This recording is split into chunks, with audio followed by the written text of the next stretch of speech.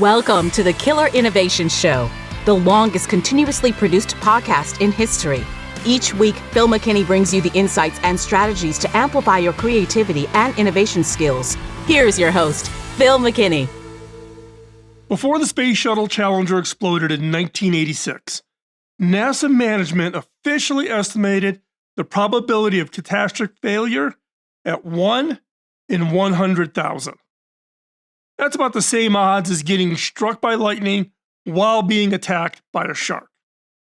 The engineers working on the actual rockets, they estimated the risk at closer to 1 in 100.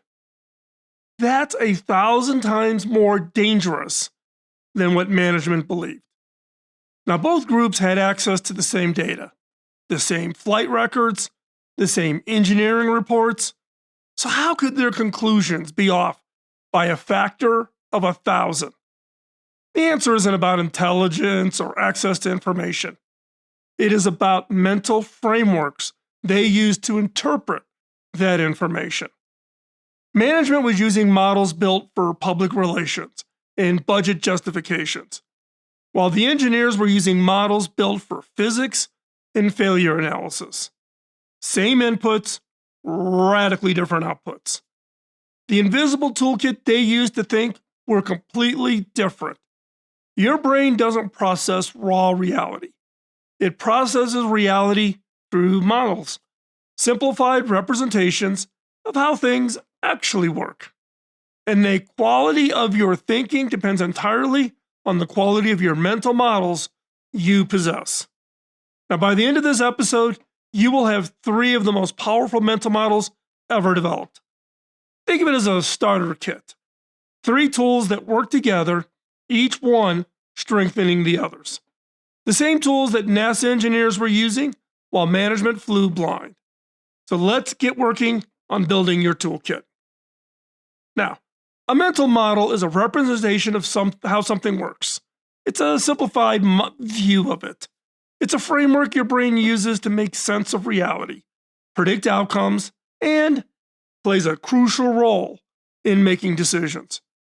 You already have hundreds of them. You just might not realize it. When you understand that actions have consequences, you're using a mental model. When you recognize that people respond to incentives, that's a model too. Think of a mental model as tools.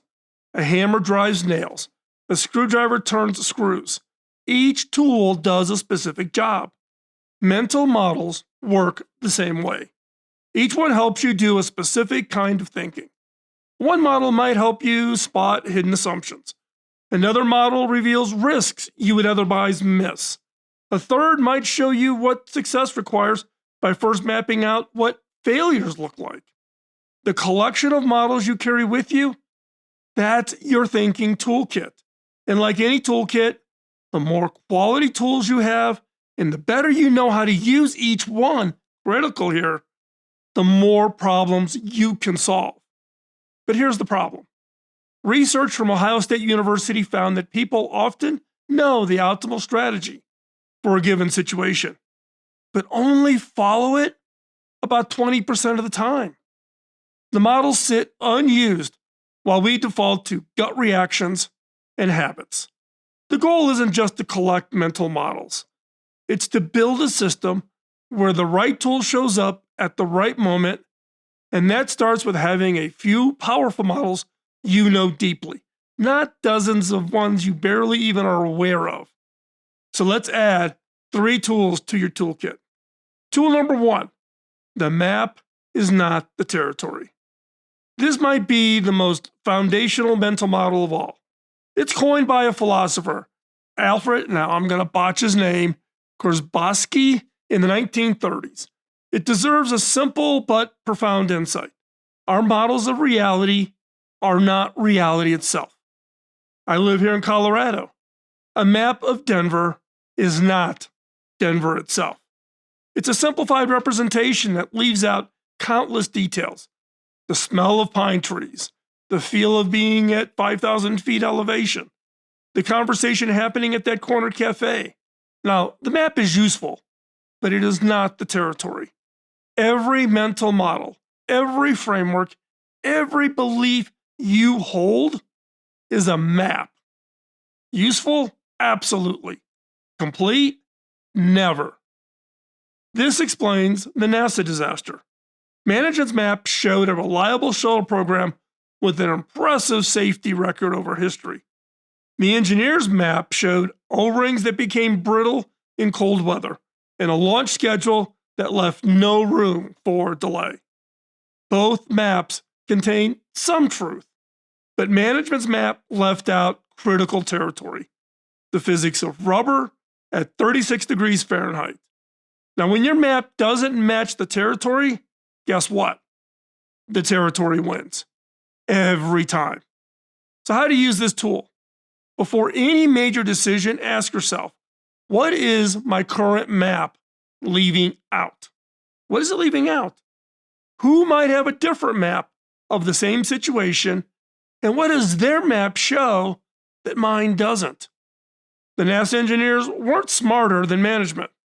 They just had a map that included more of the relevant territory. Okay, you got it? Map, that's tool one. Right? Talking about your maps, not the territory. Let's go on to tool two, inversion. Now, most of us approach problems just head on. We ask, how do I succeed? How do I win? How do I make this work? Inversion flips the question. Instead of asking how to succeed, ask, how would I guarantee failure? What would make this project totally collapse?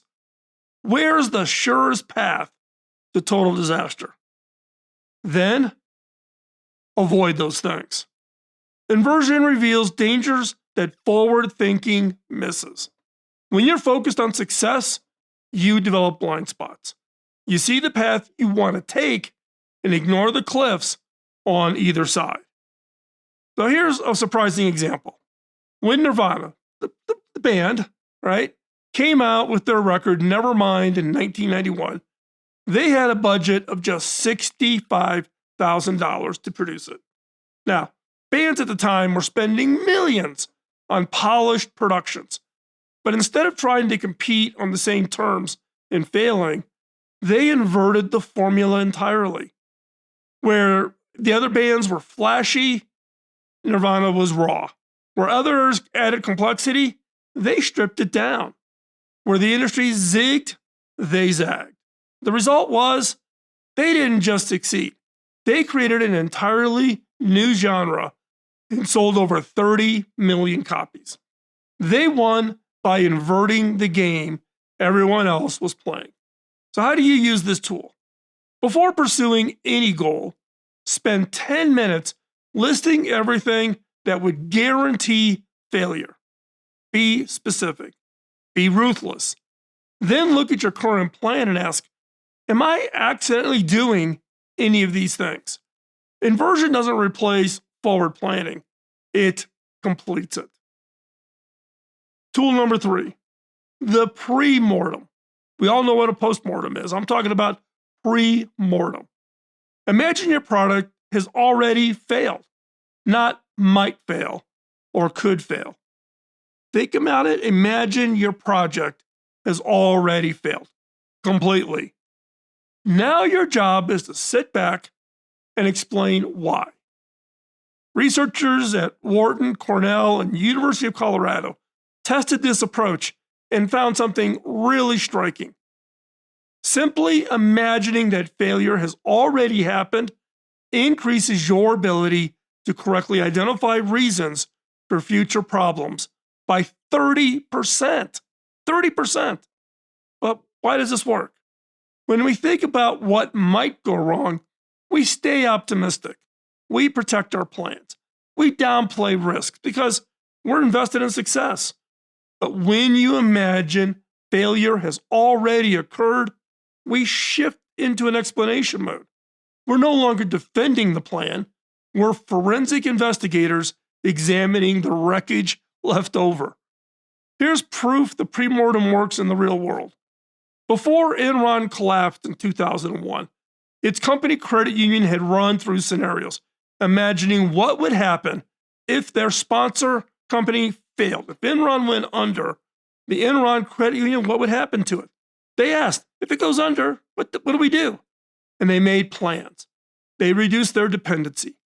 And when the scandal broke and Enron totally imploded, taking billions in shareholder value with it, guess what? The credit union survived. They'd already rehearsed the disaster. Every other institution tied to Enron was blindsided. The credit union had seen the future because they had imagined it first. So how do you use this tool? Before any major decision, fast forward to failure. Not that could failure happen. Imagine it if the failure happened. Think of it as 1 year from now and everything has gone wrong. Write down why. What did you miss? What risks did you ignore? Then prevent those things from happening. You can't prevent what you refuse to imagine. So, you now have 3 tools. Now, the real power comes from bringing them together. While each tool is powerful alone, together, they are transformational. Imagine you're considering a career change, leaving your stable job to start a business. Start with the map is not the territory. What's your current map of entrepreneurship? Oh, it's probably shaped by success stories and LinkedIn posts and survivorship bias. But what's the actual territory? CB Insights analyzed over 100 failed startups to find out why they died. You know what the number one reason was? This was shocking to me. The number one reason was responsible for 42% of failures was that the companies were building something nobody wanted. Founders had a map that said, customers will love this. The territory said otherwise. What is your map leaving out? Then apply inversion. How would you guarantee this business fails? Starting undercapitalized, launching without testing the market, ignoring every warning signs because you're emotionally invested. Now look at your current plan. Are you doing any of these things? And then third, run a pre-mortem. Think of it as 2 years from now. The business has failed. Write the story. Maybe you ran out of money at month 14. Maybe your key assumptions about customer behavior turned out to be wrong. What happened? One tool gives you perspective. These 3 tools working together give you something close to wisdom. This is exactly what the NASA engineers were doing and what management wasn't. The engineers were constantly asking, does our map match the territory? What could cause failure? What are we missing? Management was stuck in a single frame, schedule and budget. The difference between a 1 in 100,000 estimate and a 1 in 100 estimate, the difference between confidence and catastrophe. It was the thinking toolkit each group brought to the problem. So let's practice. So here's how to put these tools to work this week. Identify a decision you're currently facing. Something real. Don't use a made-up one. Bring this in and apply it to your real task. Something that really matters. Now write it down, write this decision down in 1 sentence. So then check your map. What assumptions are you making? Where did they come from? Who might see this differently? Next, invert it. Set a timer for 5 minutes. List every way you can guarantee failure. Be absolutely ruthless. Run the pre-mortem. Think about it as 1 year from now.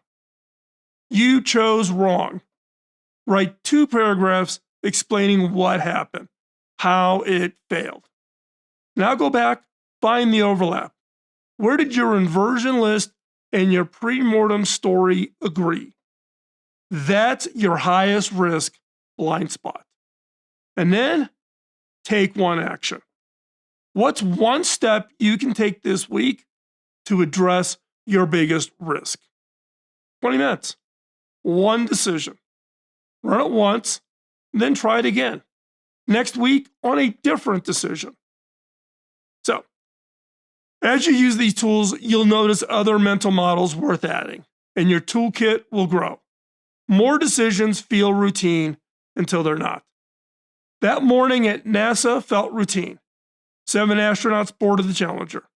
They trusted that the people making decisions had the right tools to think clearly.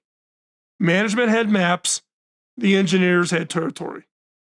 The distance between the two things was 73 seconds of flight time. The engineers saw it coming, management didn't. Same data, different tools. When your moment comes, and trust me, it will, which group will you be in? Now, if this episode helped you think differently, hit that subscribe button and tap the bell so you don't miss what's coming next. And if you found value here, a like would help more people see this content. If you want to go deeper, you can support this channel by becoming a paid subscriber to Studio Notes over on Substack. That's where I share the stories and experiences behind these ideas. Now, all those stories and experiences, the articles I write, are absolutely free. And if you're looking for tools to put these concepts into practice, visit our online store at innovation.tools. Thanks for watching, and I'll see you next week. Bye-bye. Podcasting nonstop since 2005, this has been the Killer Innovation Show on the Innovators Network.